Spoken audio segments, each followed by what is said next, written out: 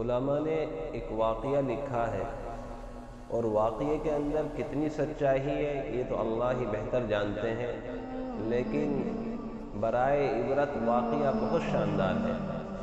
لکھا ہے کہ میاں بیوی کے درمیان کسی بات کے اوپر کہا سنی ہوئی، دونوں کے درمیان جھگڑا ہو گیا اور شوہر غصے میں آفس چلا جاتا ہے اور بیوی روتی ہے دھوتی ہے، پھر تھوڑی دیر بعد اپنی ماں کو فون کرتی ہے اور پورا واقعہ اپنی ماں کے سامنے بیان کرتی ہے اور کہتی ہے کہ میں اس گھر میں اب ایک پل نہیں ٹھہروں گی، میں اپنے گھر واپس آ رہی ہوں۔ ماں نے فوراً کہا کہ خبردار، تجھے گھر آنے کی ضرورت نہیں ہے، اب یہ گھر تیرا گھر نہیں ہے، جہاں تیری ڈولی گئی تھی اسی گھر سے تیرا جنازہ جائے گا، تیرا وہی گھر ہے، تجھے وہیں مرنا ہے، وہیں جینا ہے، اب تیرا اس گھر سے کوئی تعلق نہیں ہے۔ ماں کی یہ بات سن کر کے لڑکی اور زیادہ رونے لگتی ہے اور سوچتی ہے کہ اب میں کہاں جاؤں، شوہر سے بھی لڑائی ہو گئی اور والدہ نے بھی یہ بات کہہ دی۔ بہرحال شام تک جب رو رو کے وہ تھک جاتی ہے تو اس کو صبر آتا ہے۔ پھر جب شام کو اس کا شوہر واپس آتا ہے تو اپنے شوہر کی خدمت کرتی ہے، اس کو کھانا دیتی ہے، اس کا سر دباتی ہے۔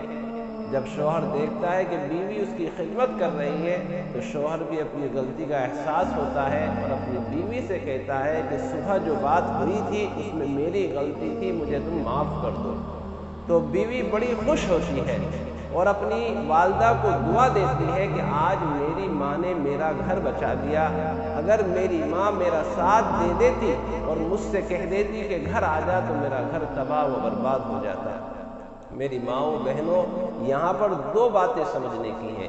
پہلی بات تو یہ کہ ہمیں غصہ نہیں ہونا چاہیے۔ شوہر دنیا کی عظیم نعمت ہے۔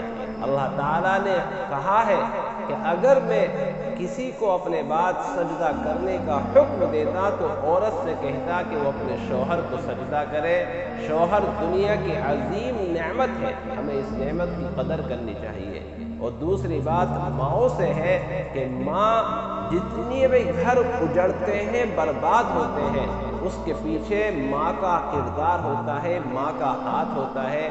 آپ اٹھا کر کے دیکھ لیجئے، جتنی بھی عورتیں طلاق شدہ ہیں جو اپنے گھر میں بیٹھی ہوئی ہیں، ان کی بربادی کے پیچھے ان کی ماؤں کا ہاتھ ہے۔ وہ اپنی بیٹی کو شہ دیتی ہیں، ان کا ساتھ دیتی ہیں۔ کبھی بھی اپنی بیٹی کا ساتھ نہیں دینا چاہیے، اس کو بتانا چاہیے کہ شوہر کے کیا حقوق ہیں، ساس اور سسر کے کیا حقوق ہیں۔